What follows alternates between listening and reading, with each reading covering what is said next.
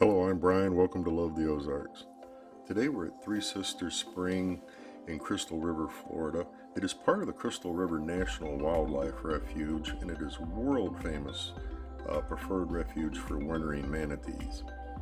If you're handicapped, you can drive in and park at the boardwalk. Otherwise, you can either walk or bike in, or take a shuttle service from the visitor center off Highway 19.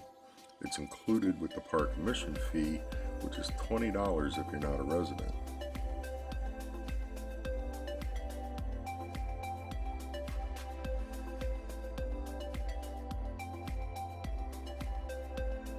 The refuge is a 57-acre site with hiking trail, rehabilitated wetland, Lake Crystal, and Magnolia Spring. Today the sign at the gate shack says there's 150 plus manatee in the area. Record was December 27th, 2014. I believe they had 528 manatees in the refuge. It is also well known for bird watching, with over 100 species using the refuge.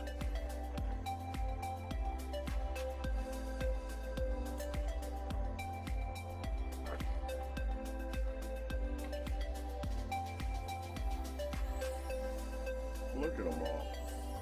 Look at them out there. The one surface right here in front of me. There's one right there. They're freaking everywhere. In 1991, they began aerial surveys of the manatees. At that time, I believe there was an estimated 1,267 manatees in the Florida area. Today, that number is 6,300 in Florida. That helped them go from the endangered to the threatened species list in 2016. Manatees can reach over 14 feet in length and weigh over 3,000 pounds. They cannot take temperatures below 68 degrees for extended periods of time, and their extreme buoyancy when you see them floating up and down is controlled through the release of methane gas. So you don't want to be downwind of these animals. They are also called sea cows because they live off grass, and they're very passive and non-aggressive with no natural known predators except for man. Boat strikes do count for about 25% of all manatee deaths, and the U.S. Forest Service does use the scars because almost every manatee has scars to identify them like you would tattoos with people.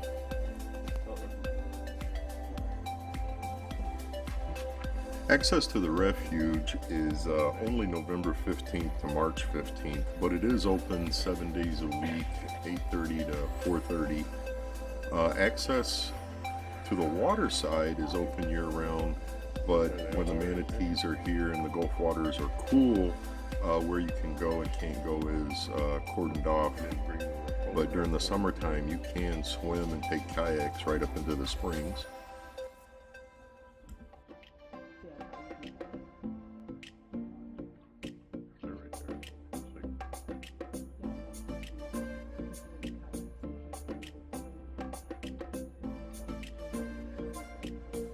Seeing manatees up close and learning more about them was one of my wife's bucket list items, so that's why we're here at the park today.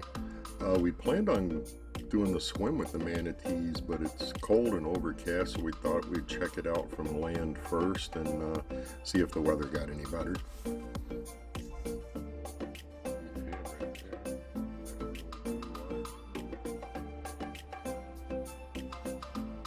Since we've been here, I've learned that these animals have a very low metabolism and spend much of the day taking naps to conserve energy, and they also require about 10% of their body weight in aquatic grasses every day. So that would be like 150 pounds, say for a 1,500 pound manatee, 300 pounds for a 3,000 pound manatee. Obviously they're probably not getting as much food as they should be with them all conjugated tightly in one spot like this.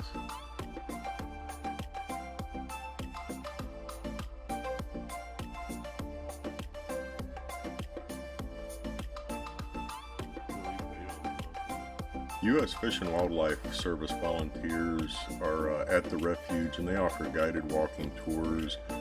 They're available to answer questions concerning the refuge, any native wildlife, and the Florida spring systems.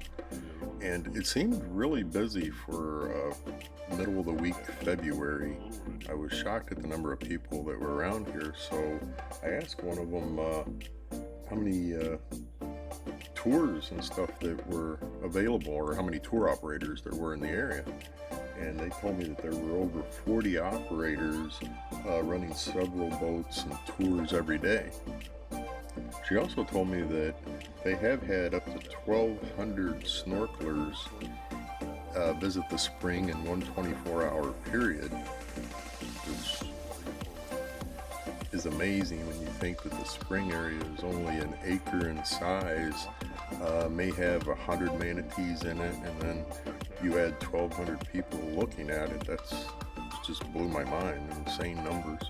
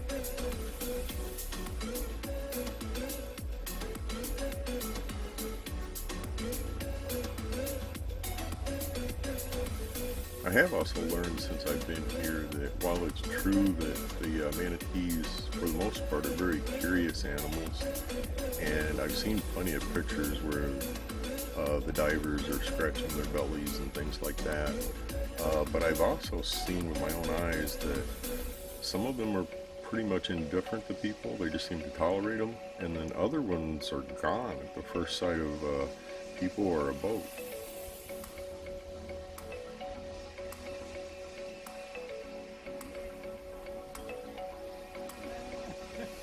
Here in Florida, manatees came back from the brink of extinction, and ecotourism has shown people their beauty and educated the public on how to protect them.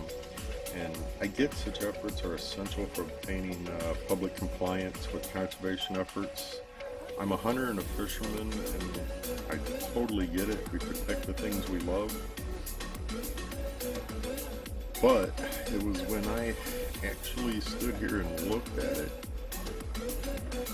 I realized that they're stuck here tolerating humans stressed out, half starved, half freezing, just trying to survive.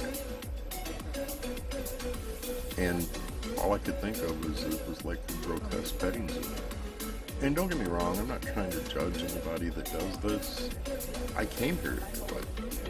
But when you actually learn about the creatures and see them, and then before you, if I would have went and got in the water first, I'd probably have a total different view of this. But when you stand here from the distance and watch what's going on and know enough about the manatees to kind of see a little from their side, I was very glad that my wife had also lost interest in swimming with the manatees, and we decided to get out of here and go find somewhere else to view from a distance.